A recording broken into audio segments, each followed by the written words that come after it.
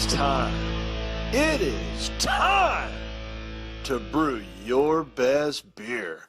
The 2015 Sjporr Challenge is brought to you by the Grainbill Homebrew Supply, located in Red Lion, Pennsylvania.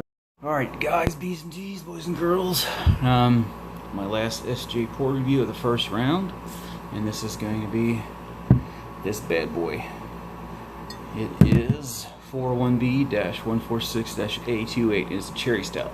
American stout with homegrown nugget hops, enhanced with cherry juice added to the boil. Dried cherries rehydrated in 12-year-old cherry liqueur added in secondary. Cherries picked from a personal backyard tree. It's fermented with WLP007. It's got two-row, maris otter, black malt, chocolate malt, flaked oats, and flaked barley, along with some caramel 90. I read all the ingredients on the spreadsheet, then I read it again on the label, and I thought this was going to be a much bigger beer than say 6%. But sorry, I had to get the old tasting glass. But really looking forward to this one. Sounds extremely interesting. All right, let's listen for a hiss. A little bit of a hiss. Got the cap. Still professional. Alright, you may hear my pumps in the background. I am currently sparging. So, let's go give this bad boy a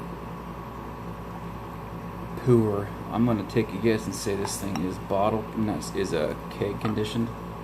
That's why I didn't get that hiss. And I was correct. Let's get a little bit left in there. Alright, this thing, it's dark, but when you look at it, it's not like a black dark. It's more like a dark brown. It's got a little bit of red in it, a little bit of a head. I think I poured rather conservatively. The nose, there's a faint kind of cherry smell to the nose.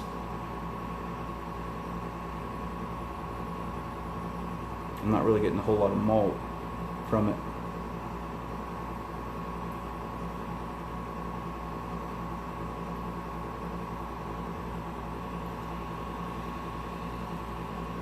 Not getting much at all.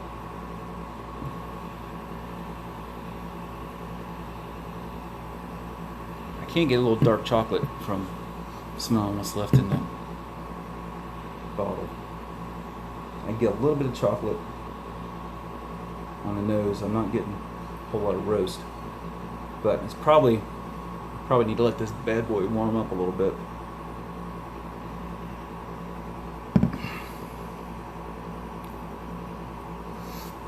It's a lot of roast in the taste.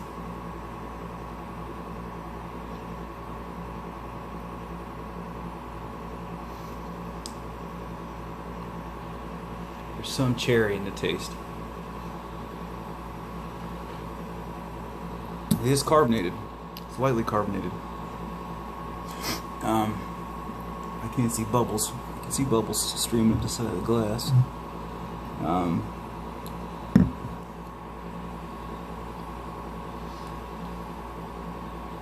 It's got a roast that kind of sticks on your tongue.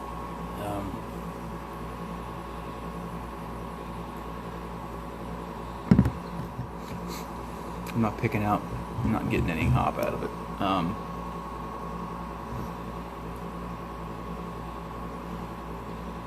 There is somewhat of a sweet smell to the nose.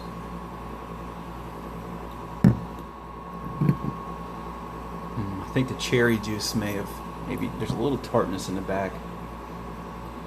That may be from the cherry juice, maybe.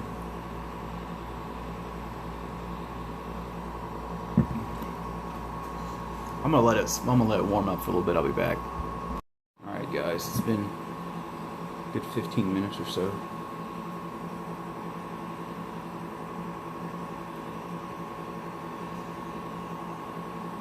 You pick up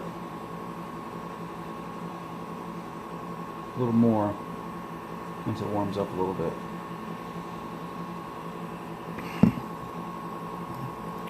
a little more cherry in the background, but it's got a ton of roast to it. It's got a ton of roast to it. Maybe there's a little more roast than what it needs, and maybe it's covering up. It's covering up the cherry.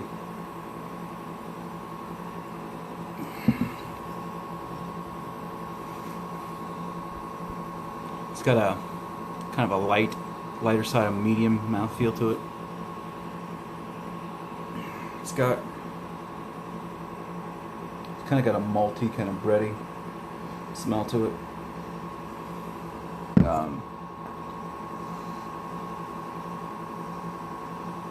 don't know. It's got me perplexed. It's a good all-around beer, but I wish I could get more cherries out of it. I've never personally used cherries, so I wouldn't know the small fine detail of what it takes to use cherries. I've had cherry stout. Bell's makes a cherry stout, but it's it's a sour cherry. It's not something that I extremely enjoy, but I don't know. Overall, it's a good beer. I wish there was more cherry in it, but I think there's so much roast on the tongue that maybe it's hiding everything. Because I'm not really getting any kind of hop out of it. There's no hop in the smell. There's a bready kind of maltiness that you can get from the smell, but when you taste it, there's just a lot of roast. There is some tartness in the background. I'm thinking that's maybe from the cherries, but I wish that was a little more prominent. I wish it was a little more prominent in the smell as well. But I'm gonna sign off, guys, and enjoy the rest of this beer. See you guys.